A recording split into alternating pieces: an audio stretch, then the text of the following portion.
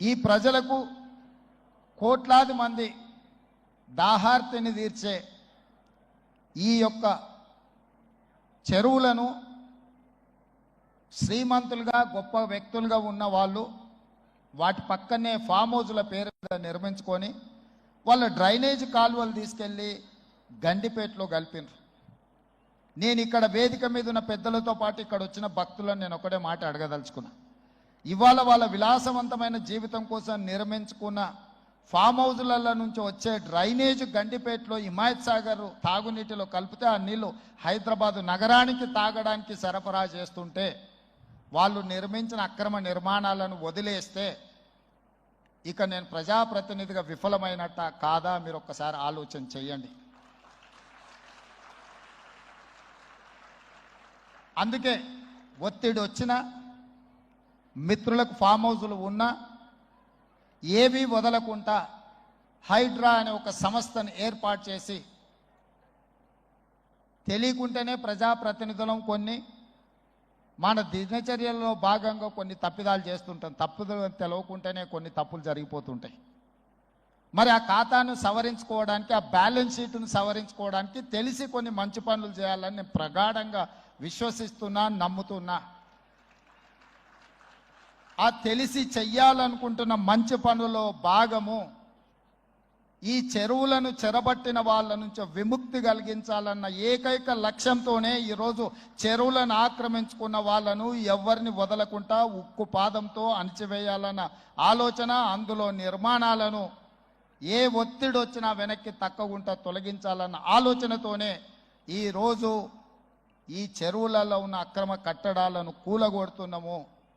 దీనికి స్ఫూర్తి భగవద్గీత అనే కురుక్షేత్ర యుద్ధ సందర్భంలో అర్జునుడు ఆయుధాలను కింద పడేసి రాజ్యం కోసం భీష్మ పితామహుడు, అదేవిధంగా కర్ణుడు, దుర్యోధనుడు, దుశ్శాసనుడు నా సహోదరులందరూ ఆ పక్కన నించుంటే ఈ రాజ్యం కోసం వాళ్ళందరినీ సంహరించడం, వాళ్ళని సంహరించి రాజ్యాన్ని సాధించుకోవడం ద్వారా ఏమి ఉంటుంది, ఏం మనశ్శాంతి వస్తుంది అని చెప్పి అర్జునుడు యుద్ధతంత్రం నుంచి తప్పుకుంటా అన్నప్పుడు శ్రీకృష్ణ భగవానుడు బోధించిందే భగవద్గీత. చంపేదెవరు, చంపించేదెవరు, లోక కళ్యాణం కోసం నీ బాధ్యతను నెరవేర్చాల్సిందే.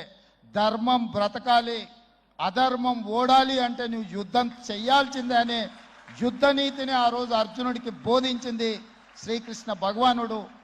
ఇవాళ ఆ శ్రీకృష్ణ భగవానుడి బోధనానుసారమే ఈరోజు ఈ చెరువులను కాపాడే కార్యక్రమాన్ని నేను తీసుకుంటున్నా. నాకు తెలుసు ఈ చెరువులలో నిర్మాణమైన విలాసవంతమైన ఫామ్ హౌజులు ప్రభుత్వాన్ని ప్రభావితం చేయగలిగిన స్థానాలలో ఉన్న చాలామంది వ్యక్తులు ఉన్నారు.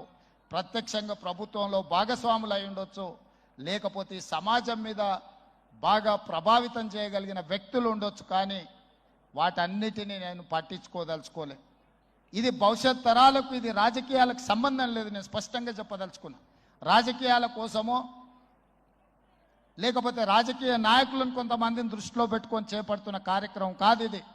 భవిష్యత్ తరాలకు, మన పిల్లలకు, వాళ్ళ పిల్లలకు వారసత్వంగా మనం అందించే సంపద ఈ సరస్సులు, ఈ నదులు, లేకపోతే ఈ రోజున్న ఈ చెరువులు. ఈ ప్రకృతి సంపదను మనం విధ్వంసం చేస్తే ప్రకృతి మన మీద కక్ష కడుతుంది. ప్రకృతి మన మీద ప్రకోపిస్తే మనం చెన్నైలో చూసినాం, అదేవిధంగా ఉత్తరాఖండ్లో చూసినాం, నిన్నగాక మొన్న వాయనాడు మనం కేరళలో చూసినాం. ఈరోజు ఇలాంటివన్నిటిని దృష్టిలో పెట్టుకున్నప్పుడు ఈ హైదరాబాదు నగరాన్ని రక్షించుకోవాల్సిన బాధ్యత మన అందరి మీద ఉన్నది. ఇది ఒక సుందరమైన నగరం. ఈ నగరానికి ఈ చెరువులే ఒక అందం. ఈ చెరువులను కాపాడే బాధ్యత ఈ ప్రభుత్వం తీసుకుంటుంది. ఎవరు ఏమనుకున్నా, ఎవరు ఏ ఒత్తిడి తెచ్చినా వాటన్నిటిని పక్కన పెట్టి చెరువులను ఆక్రమించుకున్న వాళ్ళ భరతం పడుతుంది ఈ ప్రభుత్వం అని చెప్పి నేను ఈ సందర్భంగా తెలియదలుచుకున్నా. ఆనాడు కురుక్షేత్రంలో ధర్మం వైపు శ్రీకృష్ణుడు, అర్జునుడు నిలబడ్డందుకే ఈరోజు ఆ ధర్మం అనేది కాపాడింది. వాళ్ళు ధర్మాన్ని కాపాడితే ధర్మం మనల్ని కాపాడింది. ఈరోజు మనం చేస్తున్న పని కూడా అలాంటిదే. మీ అందరి సహకారం ఉండాలి. నిర్వాహకులకు ఈరోజు విద్యకు సంబంధించి లక్షలాది మంది